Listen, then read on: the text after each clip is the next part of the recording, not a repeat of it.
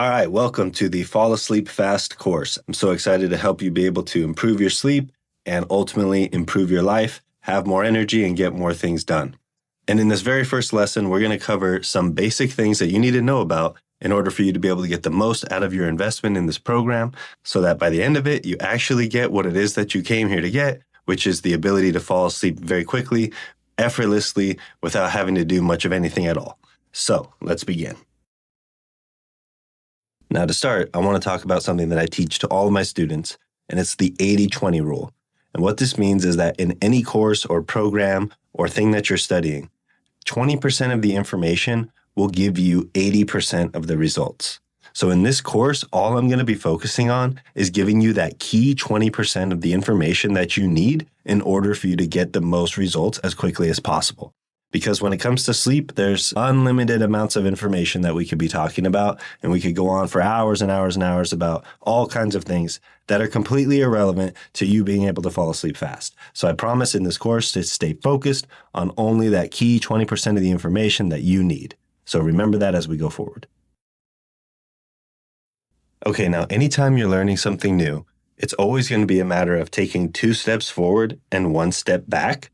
But with sleep, this applies double. So as we move forward, I want you to always remember that as you're applying the techniques and the information that you're going to learn in this program, your progress will likely look like that. It'll be 2 steps forward and 1 step back. So the key is that when you take that back step, you don't freak out.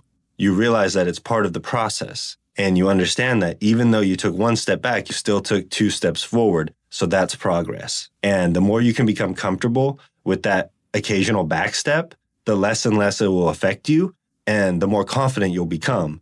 And that will actually propel your results forward. So you can actually make that back step actually make you more efficient and get better results in the end. And we're going to talk about how to do that moving forward. So just always remember 2 steps forward, 1 step back, no problem. As long as you're making forward progress, that's all that matters.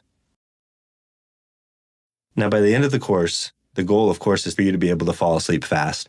But overall, more importantly, what our goal is for you to have what I call sleep confidence.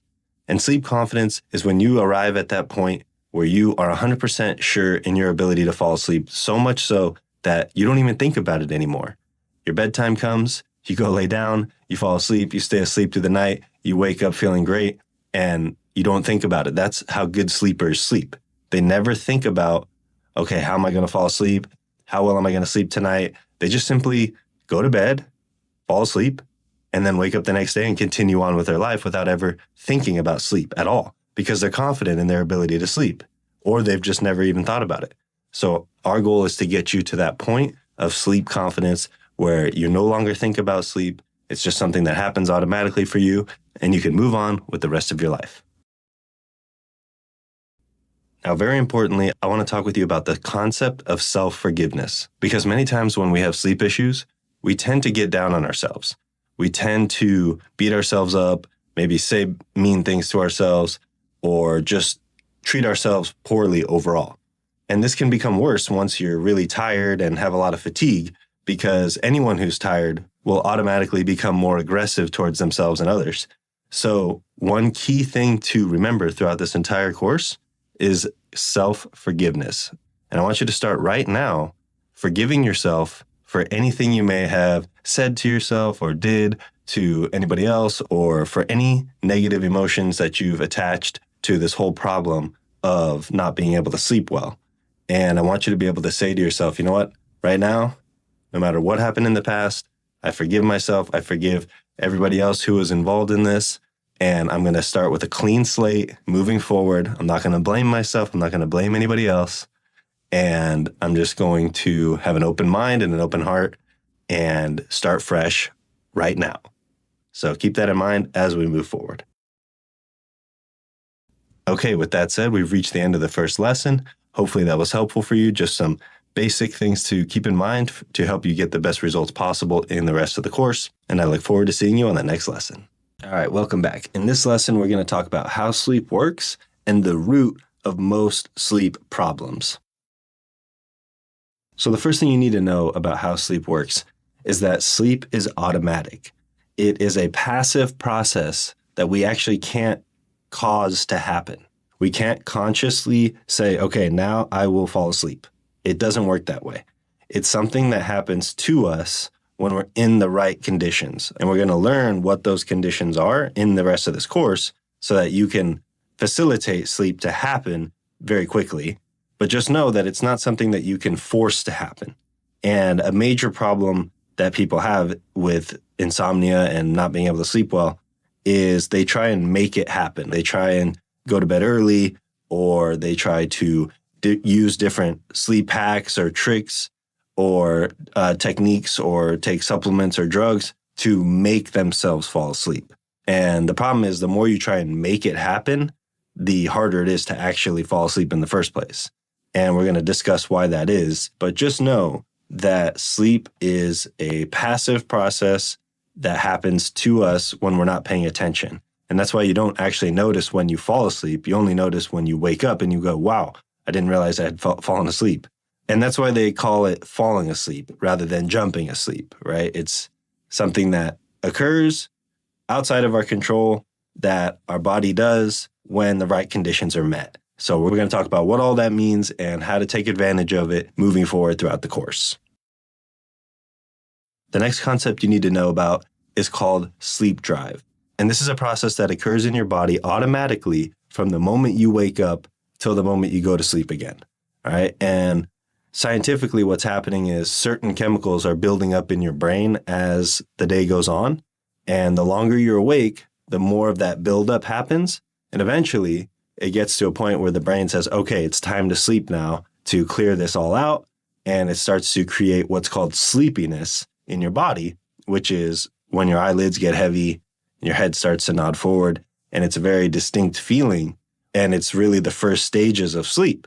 And this is when most people just go and lay down, they fall asleep, no problem. The issue happens when you interrupt this sleep drive because it's very easy to throw it off of balance and make it so that your body is not naturally getting sleepy at the right time. So in the next few lessons, we're going to talk about how to use the sleep drive to your advantage so that it actually helps you fall asleep fast. The next concept to know is something called hyperarousal. And this is a fancy word for things like stress, anxiety, depression, fear, doubts, worry, or just stress in general, okay? And what this does is it actually triggers a certain part of the brain that creates what's called the fight or flight response. And we're going to talk about that moving forward. But essentially, once this part of our brain is activated, once this hyperarousal is activated, our body goes into a mode where it does not want to sleep. It wants to be alert and seek out danger in the environment, making it very difficult, if not impossible, to fall asleep. So when hyperarousal is very high, sleep is not likely to happen. So we're going to be talking about how to reduce that hyperarousal or eliminate it completely before you go to bed so that you can actually fall asleep. Now, as I mentioned before, that hyperarousal activates something called the fight or flight response in our brain.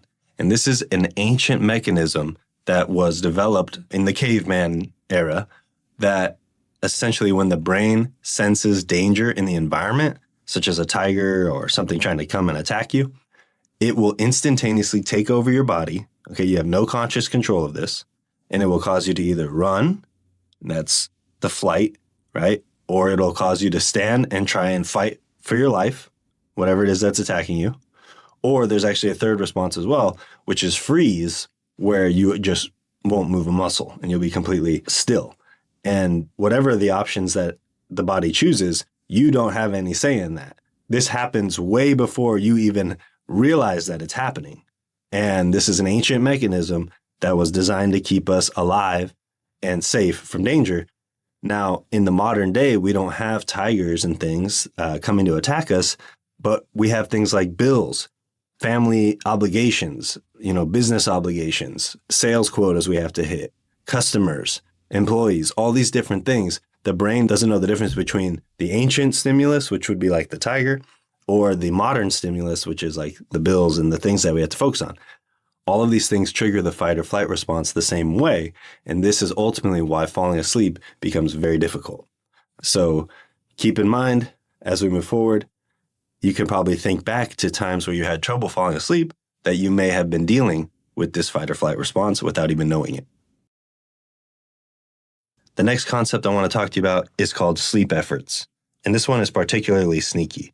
So a sleep effort is anything you do to try and make yourself fall asleep. And as we talked about before, sleep is a passive process that you can't control. And so when you try and do a sleep effort, essentially what you're doing is you're saying, okay, I'm going to do this specifically because it's going to make me sleep. And once you try and do that, the brain starts to monitor if it's working or not.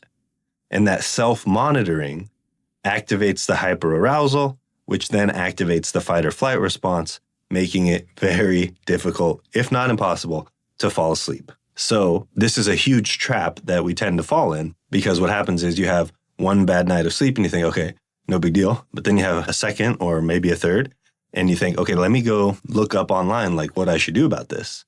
And then you start to find different options and you hear different advice from different people about things like sleep masks or setting the temperature in your bedroom or whatever it is that you try and do as a sleep effort. And then when it doesn't work, or maybe it works for a little bit but not long term, you start to worry, oh crap, that didn't work. Let me try something else. Then you go and try another sleep effort. And when that doesn't work, you try something else. Then you get stuck in this cycle where you're constantly looking for the right thing to do. But the problem is it's fundamentally flawed because you're trying to make yourself fall asleep, which is impossible because sleep is a passive process. So in this program, we're going to show you how to facilitate sleep with the understanding that you can't force it to happen. Okay? And that may sound a little bit weird right now, but by the end, you'll definitely understand what I mean. Okay, now I want to talk about some of the common sleep myths that are out there that people believe that actually make them not able to fall asleep and that actually make their sleep worse. The first is that you need 8 hours of sleep. So this is an idea that came about during the Industrial Revolution, where they wanted to have factory workers on an 8-8-8 schedule, where it was 8 hours of sleep, 8 hours of work, and then 8 hours of home life, or whatever you want to call that. And the concept of 8 hours of sleep was born. The truth is, most people, even good sleepers, only sleep between 5.5 to 7 hours per night, and they're totally fine. And in some research, they're showing that sleeping more than 8 hours is actually unhealthy. So the concept that you absolutely need to hit 8 hours for some magical reason is not true. And most of your deep sleep and REM sleep can be accomplished in less time. And even if you're in the lower range of how many hours of sleep you get, it's totally fine because our bodies are optimized to get a lot of recovery out of sleep. So you really don't have to be super worried about getting exactly 8 hours or feeling like you're not getting as much sleep as you could be or all these different things, because fortunately our brains and our bodies are very adaptable and we can actually survive off of much less than the magical 8 hours of sleep that we've been taught to believe that we need. And in a lot of cases, that belief alone can make you feel like you're not sleeping well enough, when in fact you're sleeping completely normally if you actually knew the truth. So don't be so obsessed about the 8-hour rule. Like I said, 5.5 to 7 hours is the actual true amount of time that good sleepers sleep. So don't worry about that. Second is that insomnia causes major health problems. Whether or not you're sleeping well actually has never been proven to cause any specific health issues. Okay, besides being a little bit tired the next day, maybe a little bit grumpy, whatever it is, there's never actually been any specific diseases proven to be caused by lack of sleep. There's correlations and things like that, but there's no specific disease that you can link to insomnia. Third is that blue light will ruin your sleep. And this is one that I fell for years. I have over 5 different kinds of blue light blocking glasses because I always thought that if I was in front of screens before bed, there was no way I was going to be able to sleep. Well, it turns out you can have screens on, you can watch TV in your bed, you can be on your phone in the bed, and none of that is going to affect you at all and has never been proven to affect insomnia. It's just another one of those myths that is out in the marketplace specifically to sell blue light blocking glasses and whatnot. Fourth is that your body can forget how to sleep. This is not true. Our body always knows how to sleep. It's a natural mechanism, just like hunger or any other bodily process that we don't have to learn. It's within us when we're born, and it's not something that the body can forget. But it is something that we can screw up with our mind and with our habits and our actions, something we can interfere with, but we can't ever forget it. So don't be afraid that you forgot your ability to sleep. Fifth is that poor sleep is caused by lack of discipline, and that if you were just to try harder or do more, that you'd be able to sleep well. But as we're going to discover, that type of an attitude is what actually causes sleep to get worse. And it's not a lack of discipline. It's a lack of understanding the mechanisms at play and a lack of having a strategy that works with your body rather than against it. And by the end of this course, you're going to have both of those things. Sixth is using a sleep tracker is a good idea. Now, I used to use sleep trackers all the time, and I thought they were wonderful. But what I realized is that the monitoring that happens in your mind with these trackers actually makes it harder to sleep. Because what these things do is they give you a sleep score in the morning, and they tell you, supposedly, how well you slept. However, it's very common that you'll think and feel that you had a great night of sleep, and you'll feel wonderful in the morning. Then you check the watch or whatever it is, and it tells you had a terrible night of sleep. Now you're demoralized and you're upset. You're like, oh man, I thought I did well. But the truth is that these trackers are not 100% accurate. Despite what the companies tell you, I don't believe it. Because it's very common that, like I said, you could sleep great and feel wonderful in the morning, but the tracker will tell you otherwise. Well, it's also true the other way around. You could feel like you slept terribly, wake up feeling really tired, and the tracker told you slept great. And that will make you upset as well. So the truth is these trackers, while they have the right intention in mind to help, when it comes to insomnia, they actually make things worse because of the self-monitoring and because of the fact that they're not totally accurate to how you feel, which is much more important. Next is that sleep is fragile and easily ruined. This is not true at all. When you understand how sleep works, you can be woken up in the middle of the night. You can not have the perfect bedroom conditions. You can be traveling, whatever it is, and you can sleep totally fine. And the final myth is that you must have the perfect bedroom conditions to sleep well. This is another one that I fell for a very long time. I thought if I didn't have the perfect mattress, the perfect temperature, my blue light blocking glasses, my nose plugs, my humidifier, my fan, and everything perfect darkness. I'm talking, I covered the bottom of my door, covered the windows, 100% blackout, everything, that I would not be able to sleep well. And what was crazy is that eventually, even with all those perfect conditions, I found myself wide awake and not able to sleep. And I realized that it has nothing to do with the conditions of the room. It has to do with the principles and the basics of how sleep work and how to facilitate the process to happen on its own without trying to force it to happen. And because, like I said, the more of these different bedroom conditions that you believe are important, the more you're going to be monitoring if you've got everything exactly right. And that self-monitoring, again, back to the beginning, triggers that fight or flight response, triggers the amygdala in the brain, and makes it very difficult to sleep. So these are the most common sleep myths that I see out in the marketplace and that people are believing. And hopefully just having some additional information here on the truth about these topics can be very helpful for you. In the next lesson, we're going to be talking about what I call the core sleep mechanics, which are going to be the bread and butter of this program. And once you've learned those, then we'll talk about how to apply them and ultimately get you to where you want to go. So hopefully you're getting a lot of value out of the program so far, and I look forward to seeing you on the next lesson. Welcome back. In this lesson, we're going to talk about the core sleep mechanics that you need to understand in order for you to be able to sleep how you want to sleep. Now, I've boiled these down to be as simple as possible for you to understand and implement right away. So let's jump in. First is the concept of tiredness versus sleepiness.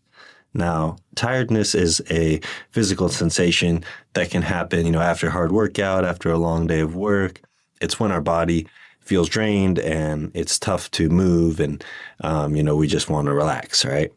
Well, this is different than what I call sleepiness. And sleepiness doesn't have anything to do with how hard you worked out or how hard you worked that day or any of those things. Sleepiness is a function of time. And once you've been awake long enough for your sleep drive to get high, your sleepiness will start to kick in. And this is the sensation of having heavy eyelids, of your head nodding forward, of you entering the very first stages of very light sleep. And it's a very distinctive feeling. And I want you to think back on the different times that you've experienced sleepiness versus physical tiredness and see if you can notice the distinctions between the two. It's slightly different for everybody, but it's key to know the difference because I don't want you to try and go to sleep unless you're actually feeling sleepiness, because that is going to be your cue. All right. You can be tired physically, but not sleepy. And so it's very important that you understand the difference between these two signals so that you have the best possible chance of falling asleep as quick as possible. All right. And sometimes you can be physically tired, but not sleepy yet. And it's very key that you wait long enough for the sleepiness to kick in order for you to be able to fall asleep fast. So just keep that in mind as we move forward. The next concept is the idea of your sleep drive and the 17-hour rule. So like I've been saying, sleep drive is a process that happens throughout the day from the moment you wake up till the moment you fall asleep. And as the day goes on, your brain is accumulating byproducts and chemicals and things that eventually it needs to clear out. And the 17-hour rule basically states that it takes about 17 hours of being awake, uninterrupted, for that sleep drive to get high enough for you to actually feel sleepiness. So what happens here is a lot of times when we have insomnia and we can't sleep well, we think, oh, well, you know what? I'm going to try to go to bed early the next day, right? To catch up on sleep. Or I'm going to take a nap to recover my energy. Or I'm going to sleep in and get some extra sleep. The problem is when you do that, you reset this 17-hour timer. And so what happens very typically is we do those things, sleep in, take naps, or stay up late, or go to bed early, and this disrupts the sleep drive, right? Because now we're interfering with that clean 17 hours of wakefulness. And so what happens is now we have to wait again for the cycle to run its course. So it's very important that we structure our sleep around this 17-hour rule so that it's actually working in our benefit. And we're going to talk about how to do that in the next few lessons. But just keep in mind that from the moment you wake up, this sleep drive begins to build. And after about 17 hours, it reaches a peak where it'll start to create sleepiness in your body, making sleep much easier to happen. So if you've been doing things like taking naps, waking up late, or trying to go to bed early, you may now see how you've been disrupting this sleep drive and the 17-hour rule. And now what we're going to do is we're going to take this natural process that your body is already doing, and we're going to use it in a way that actually helps you. The next concept you need to understand is called the gas versus the brake model, okay? And this is a very easy way to illustrate how all the concepts that you've learned so far interact with each other. So on the right, we have what I consider the gas pedal, which is your sleep drive. And that is building and building all day long, like I said, from the moment that you wake up. And let's say you stay awake for the full 17 hours and the sleepiness has kicked in, your sleep drive is fully activated, and you go to lay down to fall asleep. Normally, you would just fall right asleep and the sleep drive would take care of everything. But what happens is there's actually a break in this system. And that break, again, is what we talked about before, the hyperarousal, which is things like stress, anxiety, worry, doubt, fear, right? These negative emotions, as we've talked about, trigger the fight or flight response, which will slam on the brakes and stop your sleep drive from doing its job, no matter how long you've been awake. So any sleep issues that you're having are either related to your sleep drive not being high enough, or you have your foot on the brake with this hyperarousal going on in your mind. So we're going to talk about how to eliminate both of those issues so that you have high quality sleep going forward for the rest of your life.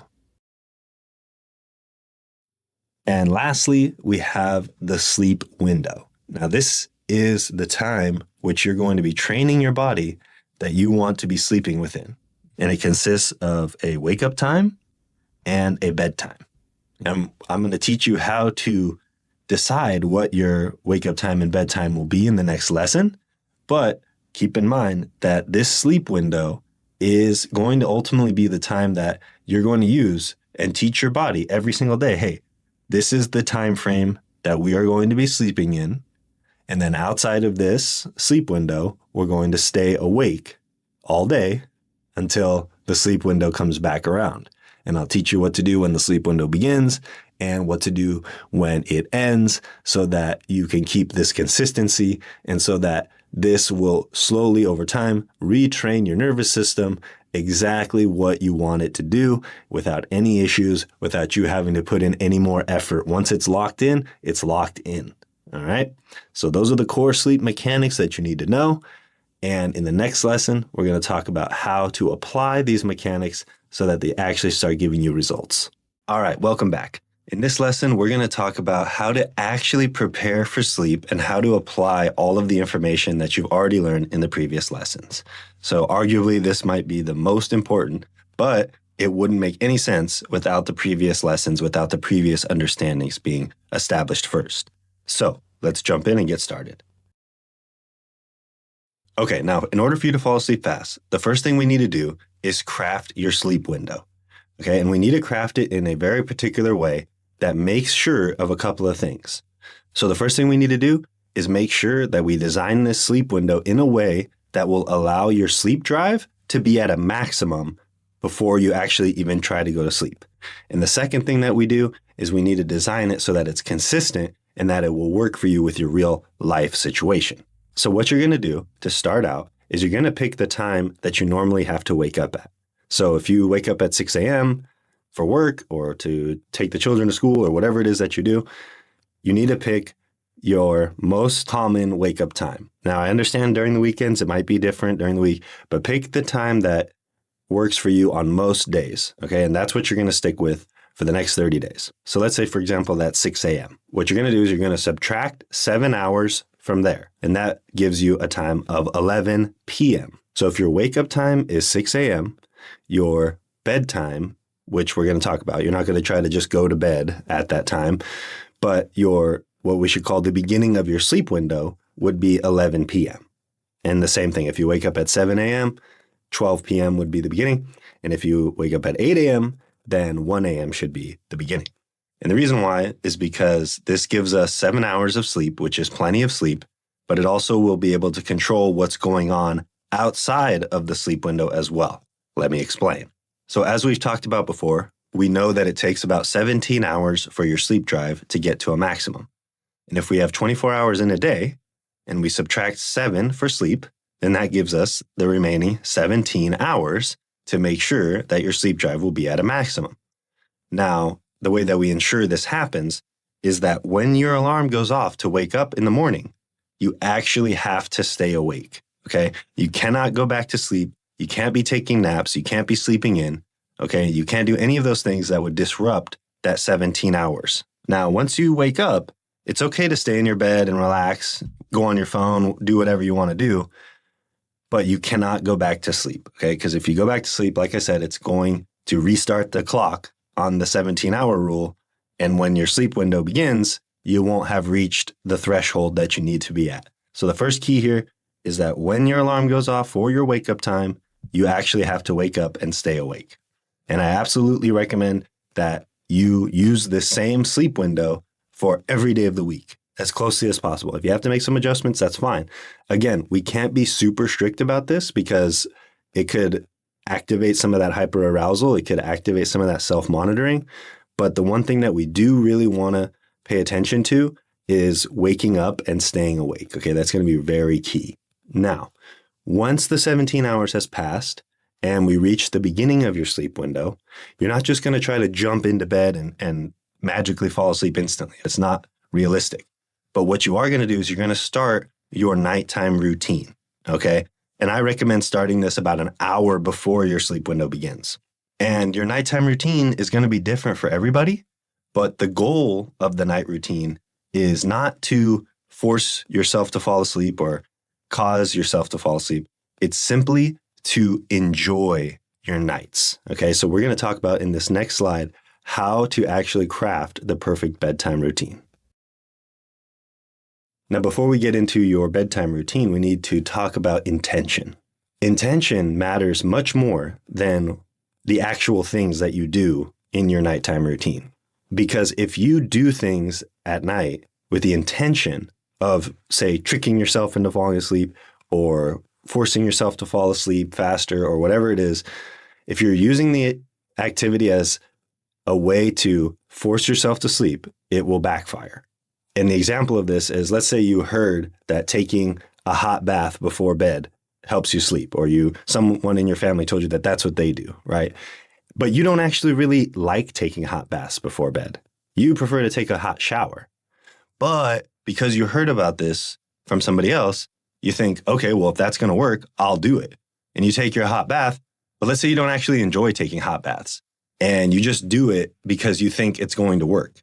That is the wrong intention, because all that's going to lead to is you getting into bed wondering, oh, is the hot bath going to work? And then that self-monitoring starts to kick in. And the worst thing that could happen is if it does work, or at least you think it works for a couple of nights and then it stops working, then it starts that cycle of, oh, great, now I got to find some other thing to do, right? And it's a never-ending cycle because none of those things have anything to do with you falling asleep. You falling asleep comes down to sleep drive and hyperarousal, which we've already talked about, the gas and the brakes, if you remember. So what do we do instead? Well, the answer is we design our bedtime routine simply to just be doing things we enjoy. Because when you do things you enjoy, it actually produces chemicals in the brain that counteract the fight or flight response, that reduce hyperarousal, that make you feel good and calm and happy. And that is the state that will allow your sleep drive to activate without any breaks, without any hyperarousal slowing it down, and it'll cause the feelings of sleepiness, and it will make it very natural and easy for you to fall asleep. Because this is what people who sleep well actually do. They just do things in the evening that they enjoy, that relax them. They don't do things because they think they have to do something that's going to help them fall asleep. They're already confident in the fact that they're going to fall asleep. So whatever they do at night can be considered their nighttime routine. But if you are struggling with sleep, then you do have to be a bit intentional and do things that you enjoy to reduce that anxiety, that worry, that fear that's coming up in the mind. And it's sort of like a creative distraction. But the problem is a lot of sleep advice out there tells you to do things at night that you don't enjoy, right? Like reading a boring book or sitting out in your living room in a hard chair and watching some TV show that you don't even enjoy, right? You need to scrap all of that and realize that enjoyment is the number one thing. So you can watch your favorite TV show, scroll on your phone, you can listen to your favorite podcast, you can play video games, you can do anything you want. You could take a hot shower. As long as these are things that you genuinely enjoy doing, they are going to help you be able to fall asleep faster. So right now, it'd be a very good idea for you to maybe write down 3 to 5 things that you can do tonight at the beginning of your sleep window that you will find immense joy in doing. Okay, and this is different for everybody. But like I said, me and my clients, some of the things we do, it's very simple. Watch TV, listen to a podcast, play video games, read a book.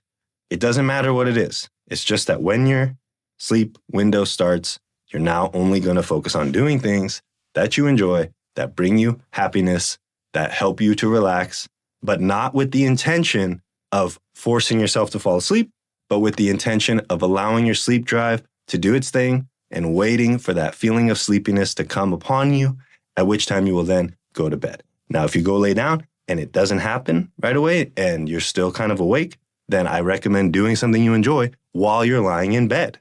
Me personally, every single night, I watch TV until I feel sleepy, then I go lay down and I put my phone on to some sleep video on YouTube or some kind of documentary thing, and I just put my phone next to me and I fall asleep within minutes. And I recommend you do the same thing. But if you prefer total silence, then total silence. It's up to you. The key is to do it the way you want to do it, that makes you feel good, that makes you feel happy, distracted, and as comfortable as possible, even if you aren't sleeping at all. Okay, you need to think of this in the way of if tonight I was not going to sleep at all, no matter what happened, what could I do that would allow the time to pass in a way that I could just lie there relaxing, feeling fine and content and not worried about a thing? Those are the things that you want to be doing in bed and at night. And that is what will reduce the hyperarousal. And assuming you've been awake for the 17 hours, at least, this is the recipe for your body to be able to fall asleep fast. So have that plan in place, do whatever you have to do to prepare, have things in your bedroom, have things in your living room, and have a plan for what you're going to do in the evening to disconnect from work, disconnect from your job, and start to focus on you and what makes you happy. And that combined with following your sleep window is going to be the key to falling asleep as fast as possible with zero effort. All right, so now I want to tell you about my personal evening routine that has worked very well for me for years, that I teach to all my clients as an example. And you can take this example and modify it in a way that works best for you. So I call it landing the plane. And if you think about it, a plane doesn't just get right over its destination and then nosedive straight down and try to crash land, right? Which is what most people do who have sleep problems. They work and go until the last possible minute, and they have no sleep window or structure or anything at all. And they just think, okay, now's the time I need to go to bed. And they're not even sleepy. And they jump in the bed and they're wide awake. And then the thoughts come in. And then the worries come in. Oh, great. Here we go again. I'm not going to be able to sleep. And then that hyperarousal activates and you're done. So instead of that, I recommend thinking like how a plane actually lands. 45 minutes or whatever before the destination, it slowly starts to descend towards the target so that I can make a very clean and safe landing. So about 45 minutes to an hour before bed, here's what I like to do. Number one, I shut down all work-related activity. Okay, I close my laptop, turn off the computer, put my phone down, put it in airplane mode, and I tell my mind whatever unfinished tasks there are, we're going to finish them tomorrow, and we're going to put them off, and we're not going to focus on work anymore. Then I like to finish or postpone any important conversations that I need to have with my business partners, with my family, with my girlfriend, whatever it is, right? You don't want to be going into your sleep window still having these conversations because it's going to lead to anxiety. It's going to make it harder to fall asleep. So you want to talk to these people and either finish up whatever it is that you got to say or say, you know what, let's postpone this for tomorrow or the next day. Then I like to engage in family time, spend time with my daughter, watch movies, play video games, do whatever she wants to do. And at that time, I like to focus on gratitude for the day. I personally like to focus on gratitude all day long from the moment I wake up. Whenever I think about it and whenever it comes into my mind, I remember to focus on gratitude in the moment. So you can just simply think of what were 3 things today that I can feel grateful for. And it's very simple to do. And it will make you feel very good and it will help you recap the day and kind of put a lid on it. So as we're getting closer to your sleep window beginning, you really want to switch to, disconnecting from everything and getting into that state of gratitude, right? And then I like to just take a hot shower or bath, whatever I feel like doing, to cleanse my body, my mind, and prepare for sleep.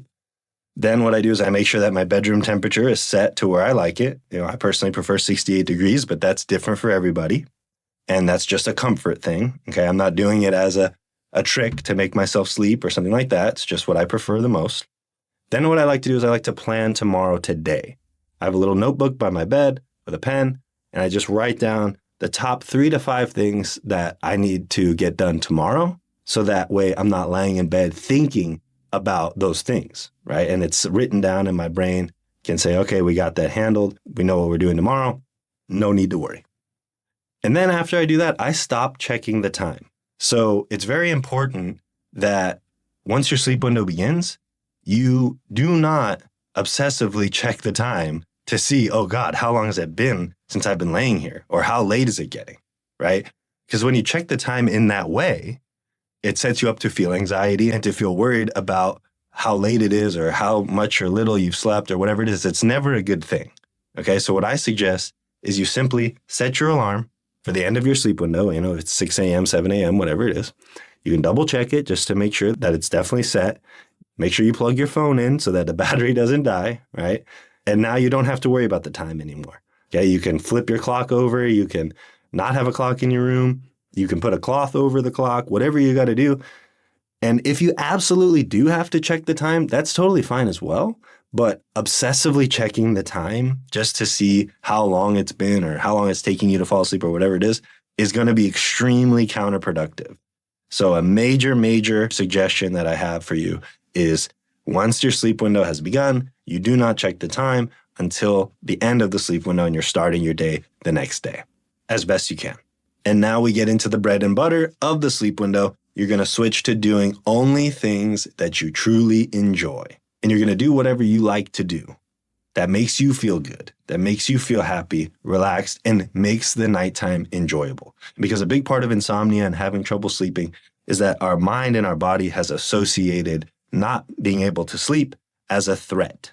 And when the body and the brain perceives a threat, it activates the fight or flight response, as I've been saying over and over again. So what we need to do is get your body and mind to no longer fear nighttime, whether or not you sleep. And when you have a plan of things to do that you enjoy in the evening, it's going to slowly retrain your brain that, hey, you know what? Even if we're not sleeping, at least we're doing things that we enjoy. At least the nighttime is comfortable and safe. And even if we have to stay up all night, at least we have somewhat of a plan to pass the time as enjoyably as possible. And that process over and over again will begin to retrain the brain that nighttime is safe, that there's no threat, no need to activate that fight or flight response. And this is when sleep becomes effortless again. And eventually you'll get so good at it that you just don't even have to put any conscious effort into it at all anymore. And that's where I want you to be. And that's where the information in this course will eventually take you. And finally, don't rush the process, okay? This is so important, okay? Like I said, you can't force yourself to sleep, okay? You can't make it happen in any way. You can't rush it, all right? You have to allow it to happen to you. And the moment that you start to rush it is the moment that it stops happening. So you're going to have to learn what it's like to allow sleepiness to happen to you. But it's really easy because there's nothing that you actually have to do besides doing things that you enjoy and making sure that your sleep drive is high by following your sleep window. So it all comes together right here. And this is my personal bedtime routine. You can take this as a framework, adjust it however you want, but make it your own and start following it tonight. And I'll see you on the next lesson. All right, welcome back. So far we've covered all the key components that you need to know to help yourself fall asleep as quickly as possible with as little effort as possible. But you're probably wondering, what happens if I start getting some progress and then something happens down the road? Which is a very good question because it's very likely that you will have some sleep problems in the future because the process of recovering your sleep is probably not going to happen in a perfect straight line. And it's like we talked about in the very first lesson about 2 steps forward, 1 step back. But there are some key principles that you need to know that will help you handle these future sleep problems when they come up. So the first concept I want to share with you is called speed bumps. And what this is inevitably, as you're going through your journey of improving your sleep, like I said before, you're going to have a lot of good nights in a row and then a bad night, right? Some good nights here, bad nights there. And we call these occasional bad nights speed bumps.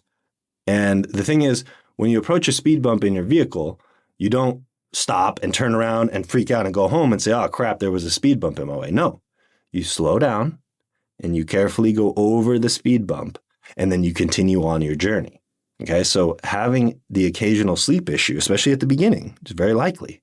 You want to think of it as a simple speed bump in the road that you can just slowly go over. Okay, it's not a stop sign. It's not an end of the road. All it is a mere speed bump. And all you got to do is just keep moving forward. It's totally okay. It's totally normal. And in fact, when you approach a speed bump, when it comes to sleep, and you have something happens, you can't sleep, you freak out, whatever it is, if you consciously can realize, oh, this is just simply a speed bump on the road. It doesn't mean anything. It's actually part of the process. Well, now the speed bumps can actually accelerate your results. And they can actually help you build confidence even faster in your ability to sleep. Because every time you overcome a speed bump, you say to yourself, you know what? I'm not going to let that stop me. I'm going to take control. I'm in charge. No speed bump is going to stop me on this journey. It's only going to propel me forward. Because every single time I overcome it, I get a little bit more confident in my ability to overcome speed bumps in the future, which then reduces the amount of speed bumps that you inevitably encounter. And then eventually you get to a point where you don't even notice it anymore. Because people who sleep well, if they have a bad night or they wake up in the middle of the night, can't get back to sleep, whatever it is, they don't dwell on it. They just continue on with their life as if nothing ever happened. So that's ultimately where you will be once you understand how to handle these speed bumps. And all you got to do, like I said, is just slow down and go over the speed bump and continue moving forward. Now, I also want you to remember that right now, you're building a foundation of sleep, because falling asleep in the first place, as we know, is the beginning of the sleep cycle, right?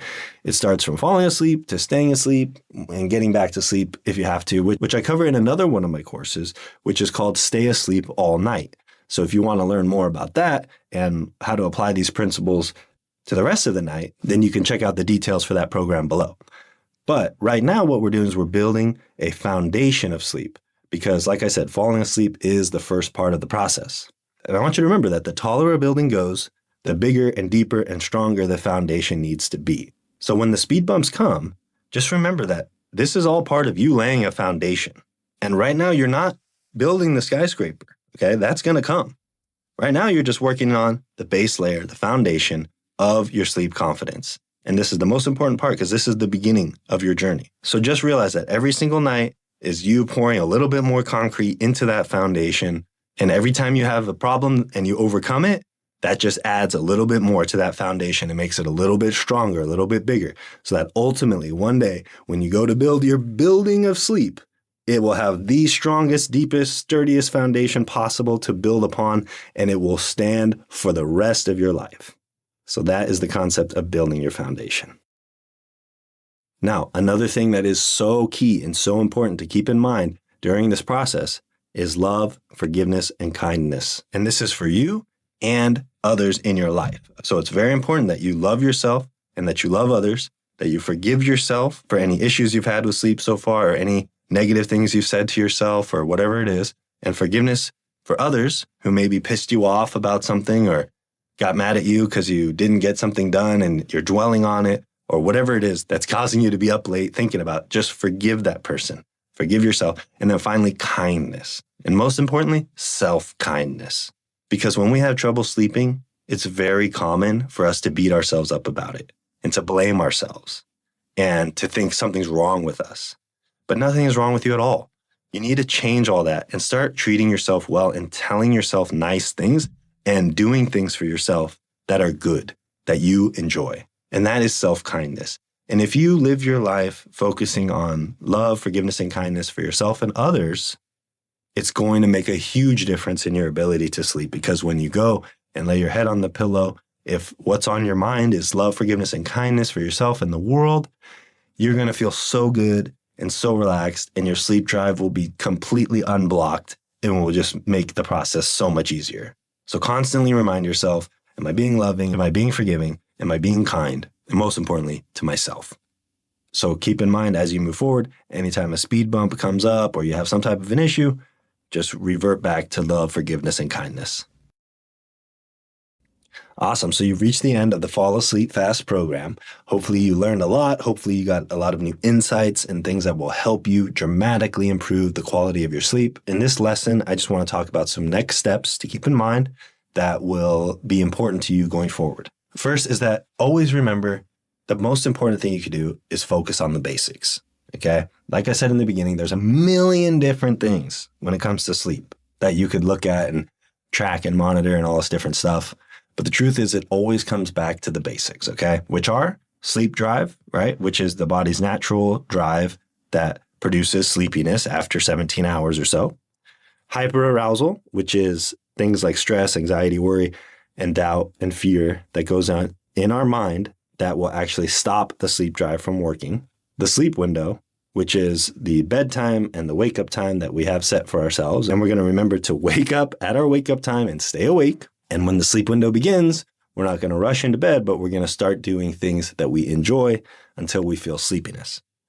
Then, of course, again, doing things you enjoy, very key. This reduces hyperarousal and allows the sleep drive to work properly so that sleep becomes a passive process that you don't have to do anything to make happen. Then we talked about speed bumps, which are the inevitable problems that will come up as you go along through your journey, and to just simply slow down and go over the speed bumps and then continue on at full speed. And then we talked about self-forgiveness, of course, which is forgiving yourself for any problems you've had with sleep, any times you've been upset at yourself, said some negative things to yourself, and also forgiveness for others who are involved in this whole situation. And those are the key basics that you'll want to revisit. You should rewatch this course many times and continually learn, because every time you rewatch the course, you'll learn things that you didn't learn the first time, and you'll be reminded of key things that you need to remember, and it will help you along the process more than anything else you could do.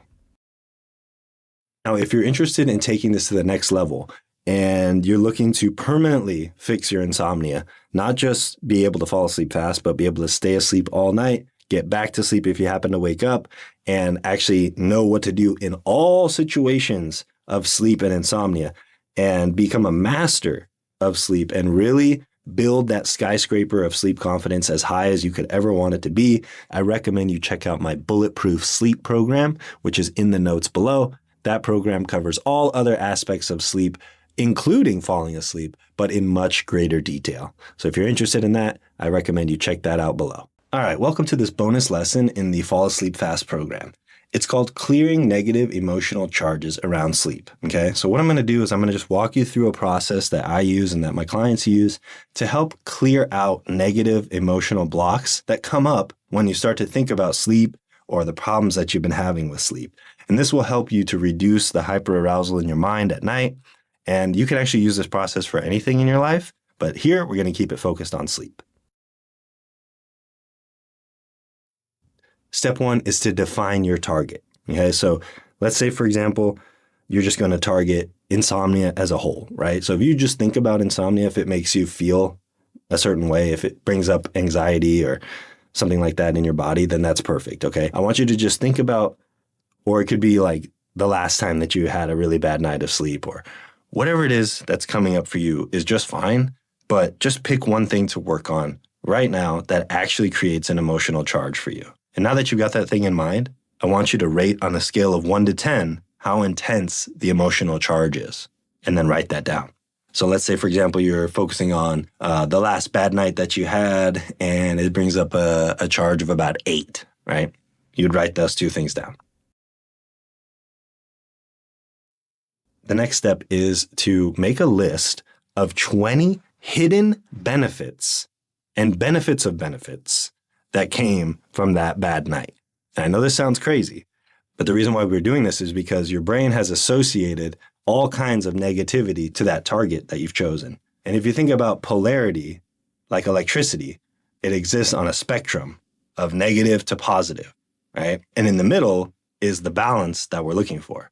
So right now, your brain has a lot of negativity associated to whatever it is that you've targeted. And we need to show the brain that there's actually positive aspects of that as well, so they can come to neutrality in the middle. So, for example, let's say, and this might be tough at first, but just walk with me. So let's say, for example, you had a bad night. Well, one good thing that came out of it is maybe it motivated you to join this course, right? Another good thing could be maybe you still had a decent day after that bad night, and you showed yourself, hey, even though I slept bad, I still had this good day, right? It can be as simple as that. Maybe it led you to be late for something, and because you were late, you had a conversation with somebody that led to something good happening, right? You just have to use your mind and pull out 20 hidden benefits to whatever it is that you're targeting. So do that first. Pause the tape, write down as many as you can. If you can't get to 20, that's fine. If you can do more than 20, that's better. But try to get to at least 20 hidden benefits to the thing that you are targeting, and then start the tape. Okay, now I want you to take the opposite of whatever it was that you're targeting. So if it was the last time you slept poorly, I want you to now think about the last time you slept well. And I want you to assign 20 potential drawbacks to the fact that you slept well. And again, this might sound completely crazy, but all we're doing is we're trying to neutralize the charge, okay? So the time that you slept well, your brain has associated a lot of positivity with that. We want to bring it not to negativity, we want to bring it to neutrality. So ultimately, we can show the brain that whether we slept well or didn't sleep well, either way, we're totally okay. And there's hidden benefits in the bad thing, and there's hidden drawbacks in the good thing, right? So for example, let's say you slept so well that you slept late and you were late for work, right? Or something like that. Or you were sleeping so well that you miss an important phone call or something like that, right? This is going to be tough, but try and pause the tape and come up with at least 20 potential drawbacks to having perfect sleep. And like I said, this is going to be difficult. It's going to cause you to rack your brain. And you don't have to get 20, but try to get as many as you can and try to just practice this process. Depending on what it is that you're targeting will determine how easy or difficult this list could be to make. Just do your best, pause the tape, and write down as many potential drawbacks to having a great night of sleep as you can. Now, going back to whatever it was that you were targeting, so let's say it was the last bad night of sleep that you had, I want you to write down 20 reasons that you're grateful for having that bad night of sleep. And again, maybe it led you to this course, or it led you to get fed up with some other part of your life and you went and did something that you've been wanting to do for a long time, or say you needed to do for a long time. Or maybe it helped you relate with somebody at work that also isn't sleeping well. Or maybe it helped you to realize the other good things in your life that you're grateful for, right? Because you got upset about the fact you didn't sleep, but somehow it made you focus on, well, what is going well in my life? So pause the tape and write down 20 reasons to be grateful for whatever it is that you're targeting as a negative. And that is the process of getting clear on these negative emotional charges that you have going on in your mind and your body. I suggest you just pick one a day, right? Whatever comes up for you naturally. And you just simply write down 20 hidden benefits of the negative thing, 20 potential drawbacks of whatever the opposite of it would be, and then 20 reasons to be grateful for whatever the negative thing was. And over time, this will start to establish more balance in your emotions, right? Because we tend to either lean highly into the negative or highly too far into the positive, and neither is the optimal place. The best place to be is a place of neutrality, especially when it comes to sleep. So this process may feel a little bit weird at first, but if you stick with it and use it 3 or 4 times, you'll really get the hang of it. And it will start to alter your perception of your entire life, because now anytime anything quote unquote bad happens, you'll automatically start to see the benefits of it. And whenever anything quote unquote good happens, you'll have the mental clarity to realize, well, you know what, maybe there's these other things that I need to consider about this. And it might not just be all sunshine and rainbows, which leads you to having the wrong expectations. And when your expectations aren't met, that's when people get upset. So use this process liberally as much as you possibly can, as often as you can, and enjoy the benefits of living a more neutral, emotional life.